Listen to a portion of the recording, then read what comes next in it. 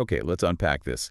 Usually when we sit down to do a deep dive, we're looking at, a specific event, we're analyzing a market crash or maybe a scientific breakthrough Yeah. or a historical mystery. Right. We look at the what and the when, the hard data. Exactly, Yeah, the yeah. hard data. But today feels fundamentally different. We're looking at a who, Mm-hmm.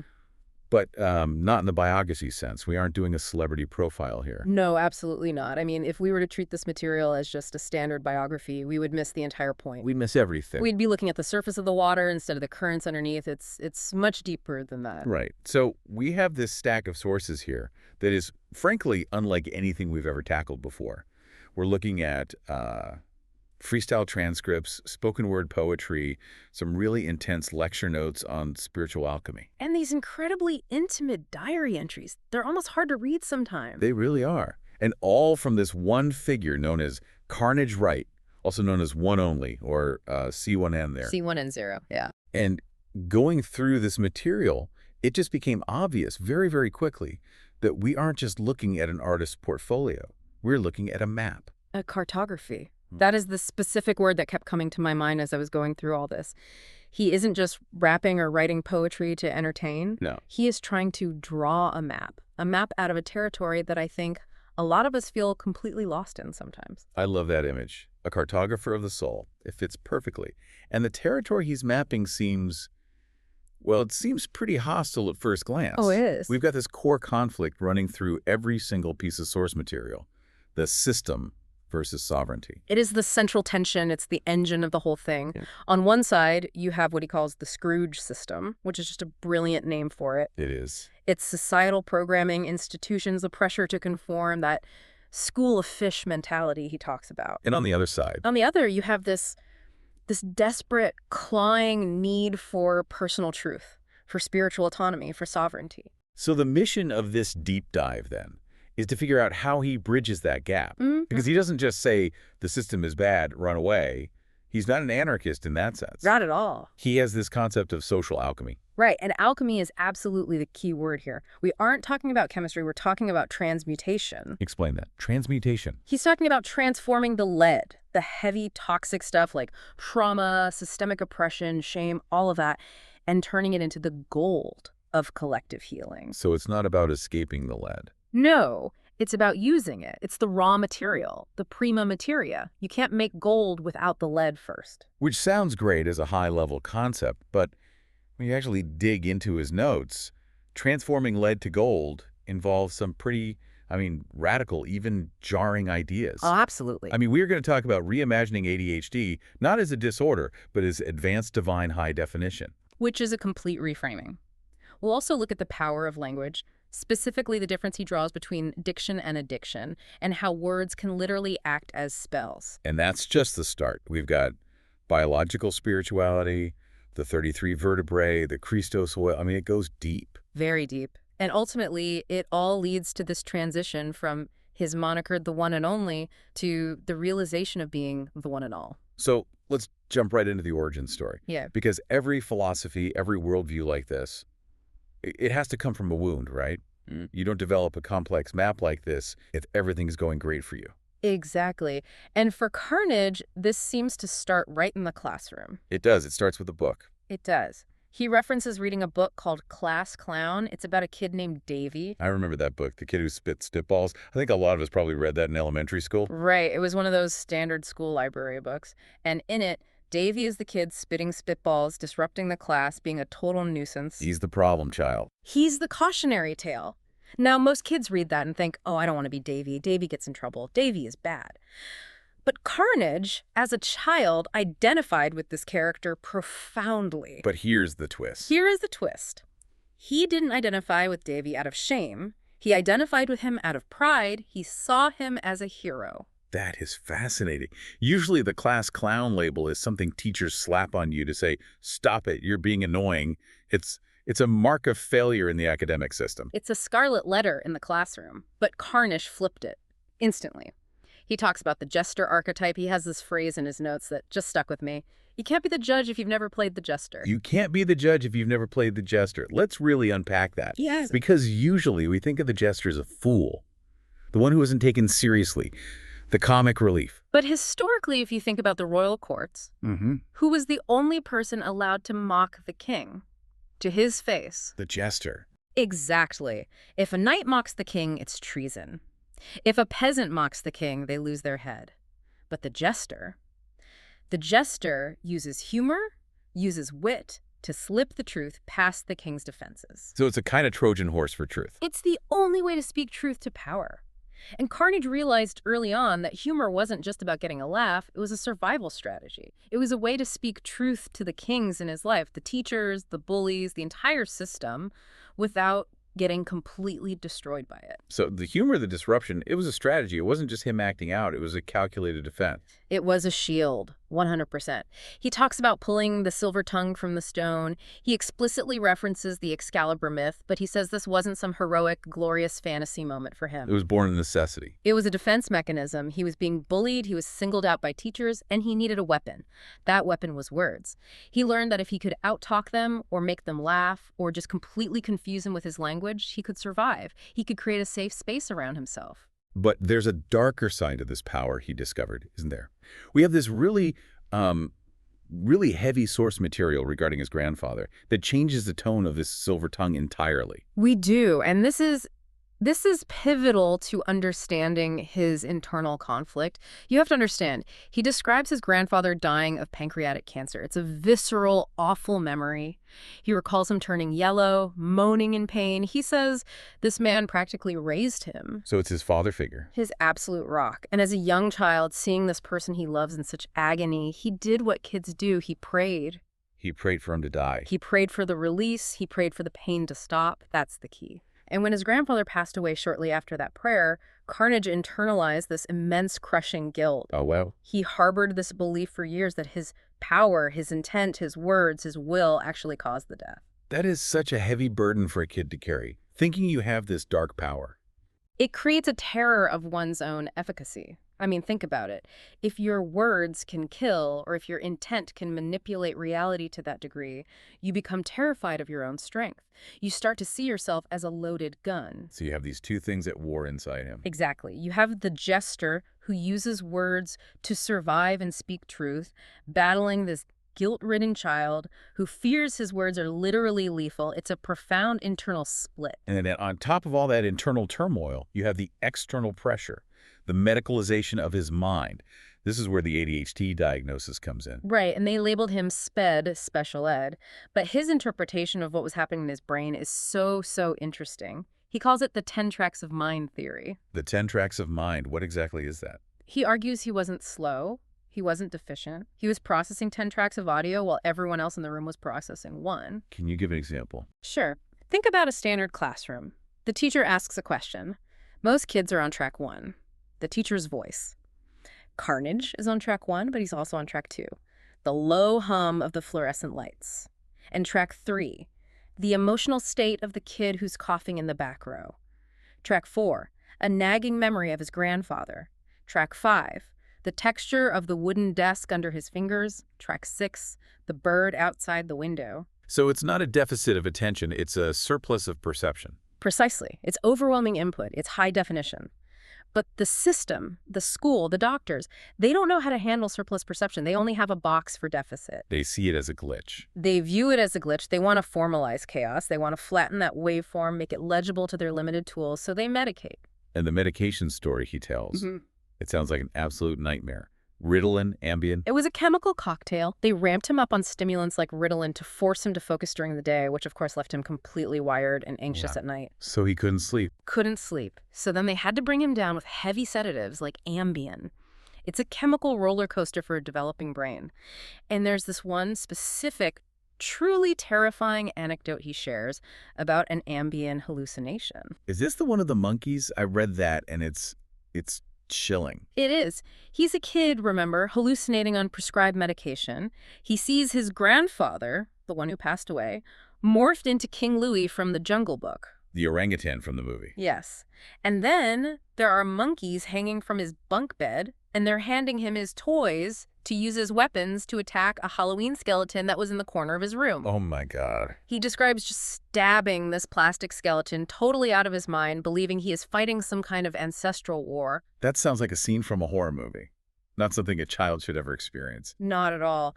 And the takeaway for him was profound. He realized that the help the system was offering, this pharmaceutical intervention, was actually driving him insane. It was worse than the original problem. By trying to fix a glitch. A glitch that was actually a feature of his soul, his high-definition perception. It really sets the stage for his rebellion, doesn't it? He realizes, wait a minute, the people in charge, the experts, they don't understand how my machine works. Yeah. And their attempt to fix it is actually breaking it. Which leads him directly to his analysis of language. Because if the system can mislabel his mind, what else is it mislabeling? If hyperactivity is actually high definition, what other words are lies? This brings us to breaking the spell. And I love this section because I'm a bit of a word nerd myself, and Carnage goes full etymologist here. But he does it in a way that feels almost like a conspiracy theory, but for grammar. He deconstructs words to find the trap inside them. It's fascinating. He starts with Webster, as in the dictionary. He calls Webster the dictator. The dictator, because he dictates the terms. Exactly. He breaks down the word dictionary into dictionary, someone who is dictating your reality to you. And he connects that word diction to addiction. Addiction versus addiction. Right. We usually think of addiction as, chemical dependency on a substance. But he's saying the most powerful addiction is to a way of speaking. We are enslaved by the diction we are given. So if you only have the words the system gives you. You can only think the thoughts the system allows. If the only word you have for your unique energy is disorder, then you can't possibly think of it as a power. The word itself is the cage. That is straight out of Orwell. It's Okay. Newspeak. It's limiting the language to limit the thought. It is, and he takes it even further. The word spelling. Why do we call it spelling? Because we are casting spells. We are casting spells. When you write a sentence, you are casting a spell on the reader's mind, arranging their reality according to your words. And grammar. He relates it to grimoire, which is a book of magic spells, and cursive.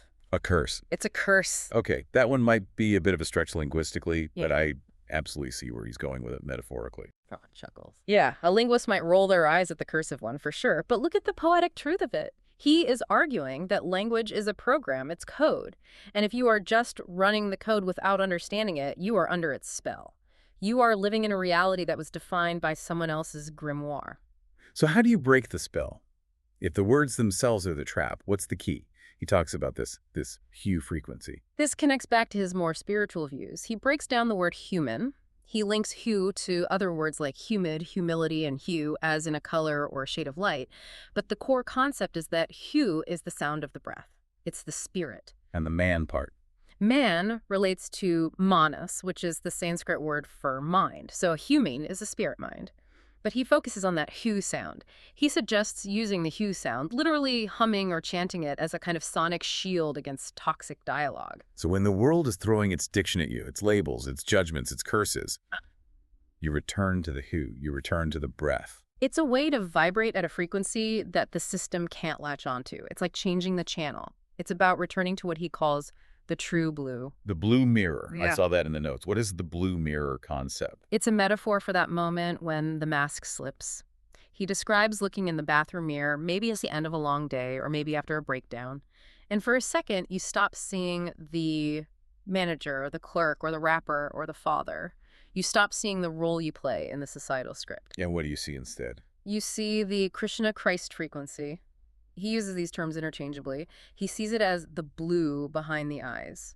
In his cosmology, blue represents the soul, the intuition, the element of water, as opposed to the red of the ego, the blood, the fire. So it's red versus blue, fire versus water, the role versus the soul. Exactly. The true blue is who you are before the system hands you a script and a costume. It's the part of you that remembers, the part that was there before the diction took hold. And the system, the Scrooge system, as he calls it, is basically designed to make you forget that blue, to make you identify only with the red. Scrooge system is just such a perfect name for it, isn't it?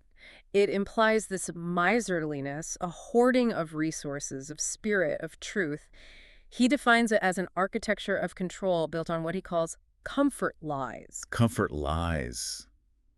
Wow, that hits hard. The idea that we'd rather be comfortable and lied to than uncomfortable and free. Precisely. We choose the warm prison over the cold wilderness. And the system maintains this prison through the archive. This is a huge theme for him. What does he mean by the archive? Legal files, school records, medical diagnoses, these are all attempts by the system to own a person's narrative. If it's written in a file that you are disordered, that becomes the official truth, the archived story of you. Even if it's a lie. Especially if it's a lie. He quotes the Zenger paradox, which is a reference to the John Peter Zenger trial. The greater the truth, the greater the libel. Can you explain that one? I'm not familiar with the Zenger trial. Sure. So John Peter Zenger was a printer in colonial New York in the 1700s. He was put on trial for seditious libel for criticizing the colonial governor. Now, historically, in English law at the time, you could be convicted of libel even if what you printed was completely true, if it damaged the reputation of a powerful person. Wait, so truth wasn't a defense? In fact, the truth made it worse because it was harder for the public to dismiss. It was more damaging to the powerful figure's reputation. So the system was actually designed to punish accuracy if that accuracy threatened power. Exactly right. And Carnage applies the same paradox to the modern system. The system punishes accuracy. If you accurately describe the school system as a factory designed to crush creativity, you aren't praised for your insight, you're labeled maladjusted, you become the problem. The archive protects the reputation of the system over the truth of the individual. So if the system is this all-encompassing, archiving, controlling force, what's the solution? Does he want to burn it down? Is he an anarchist? This is the surprising part. I mean, you hear the name Carnage and you expect destruction. Right. Fire and brimstone. But he explicitly states over and over that he is not here to burn it down or drain the swamp. Really? That's not what I expected at all. It's a total curveball. But he redefines his own name. He says, I'm not here to riot, I'm here to notice. His strategy is what he calls redirecting traffic. Redirecting traffic. What does that look like in practice? He uses a water metaphor. He says, same water, new current. Think of a powerful river flowing toward a cliff. You don't stand in the middle of the water and try to push it back upstream. That's exhausting and it's impossible. You just get washed away. You'd be crushed. Instead, he says you go upstream and you dig a new canal, you change the map, you alter the landscape so the water, which represents the people, the consciousness, the truth, flows in a new, healthier direction naturally. That's a very Taoist approach. Where? Effortless action. It absolutely is. It's about working with the forces of nature, not against them. If you burn the swamp, you just get scorched earth and a lot of smoke. If you redirect the water that feeds the swamp, you create a new, fertile river valley somewhere else. It's about structural change, not direct combat. He also mentions this fascinating bit about the school of fish and geomagnetic storms. How does that tie in? Yes, he references these scientific studies showing that large schools of fish, which normally move in perfect synchrony, become completely disorganized during geomagnetic storms from the sun. They lose their coherence. And most people would see that as a bad thing. Oh no, the fish are confused. Right. Chaos in the system. But Carnage sees it as the interesting instrument.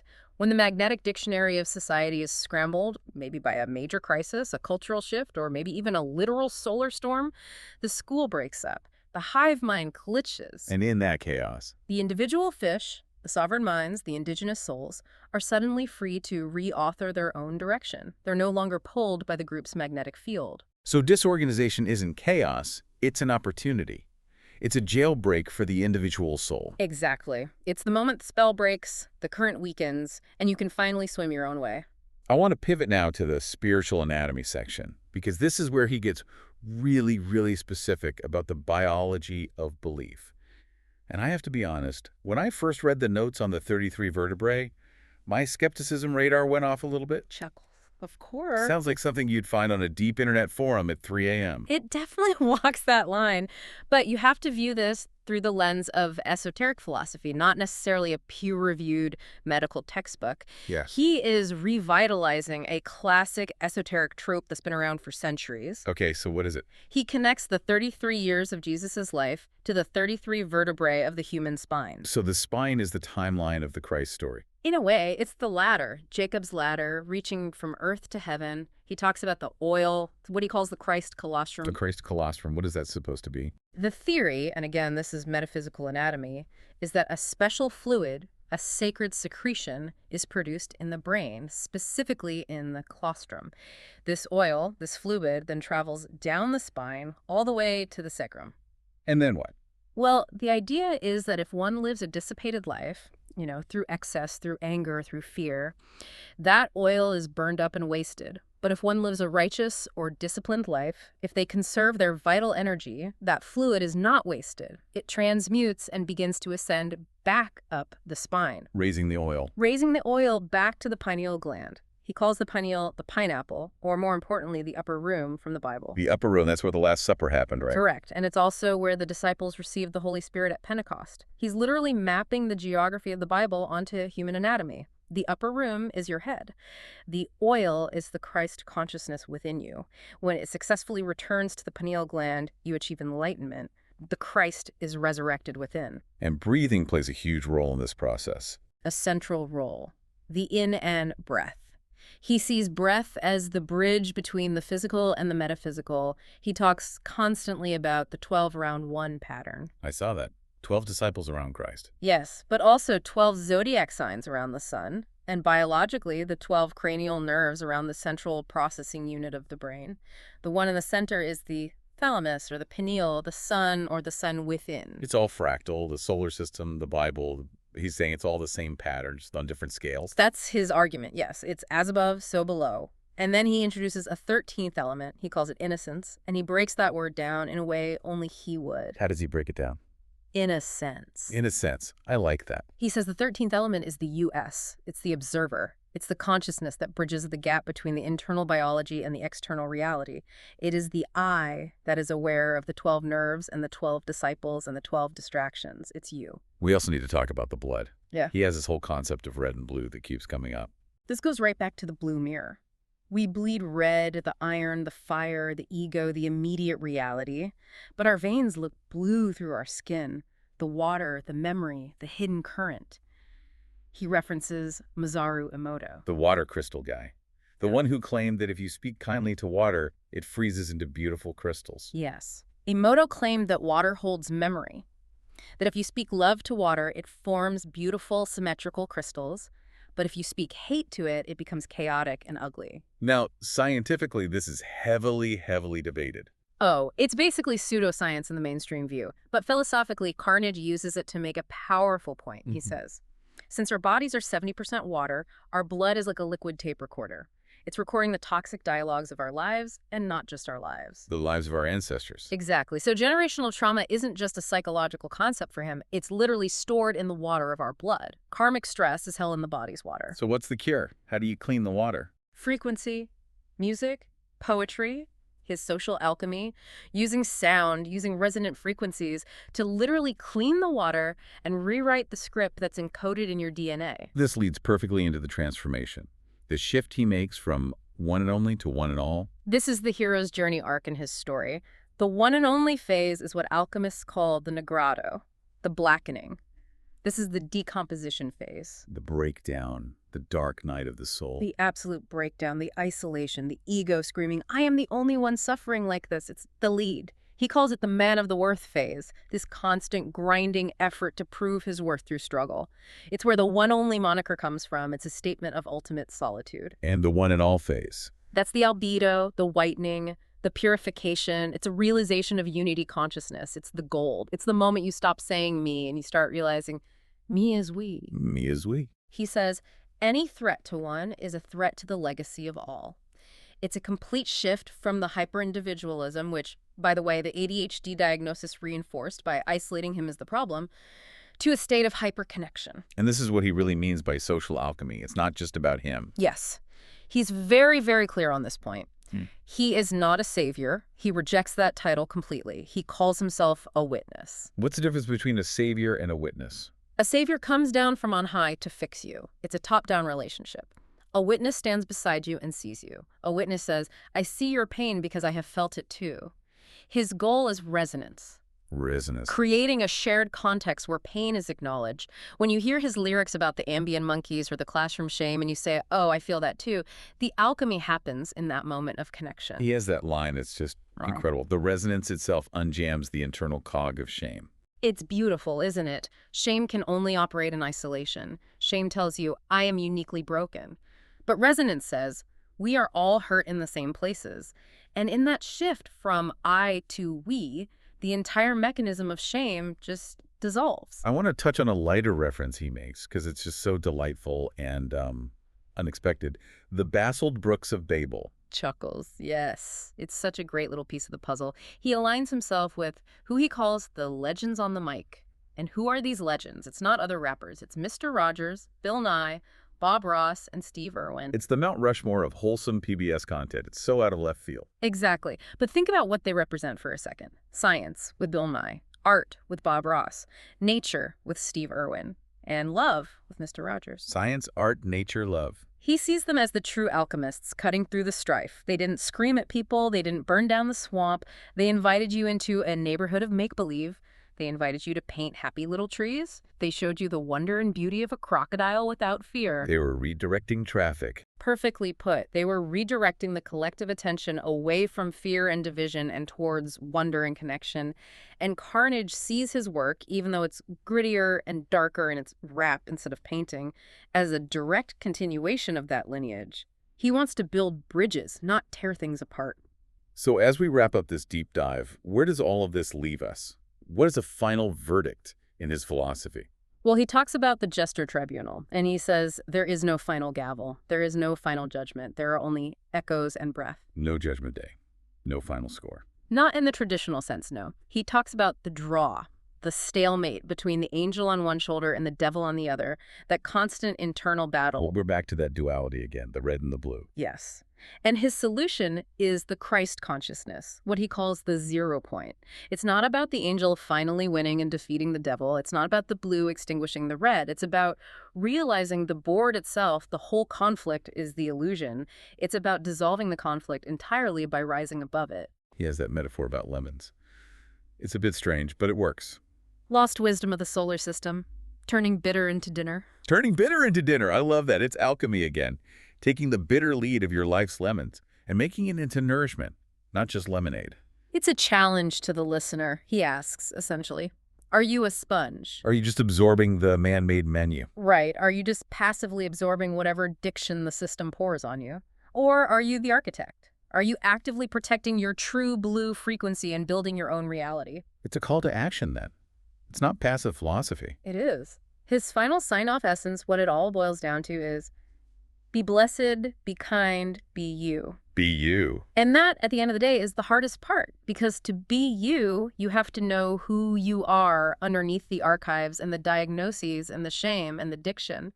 You have to be willing to walk on faith blindly sometimes. You have to trust the internal compass, the 33 vertebrae, the pineal, the heart over the external map that the Scrooge system tries to force on you. This has been heavy, but in a good way. Yeah. Like a weighted blanket for the soul or something. Chuckles. I like that. A weighted blanket of truth. It's heavy, but it's also comforting in a strange way. Carnage, right. 1nOnly. A cartographer of the soul. I feel like we've only just scratched the surface, but we've definitely found some gold in all that lead. Indeed. The map is there. It's up to us to actually have the courage to walk it. And for you listening, maybe just take a moment today. Check your own diction. What words are you using? Are you casting spells of limitation on yourself? Or are you trying to write a new story? And remember, if the school of fish suddenly scatters, maybe that's not a crisis. Maybe that's your chance to finally swim your own way. That's it for this deep dive. We'll catch you on the next current.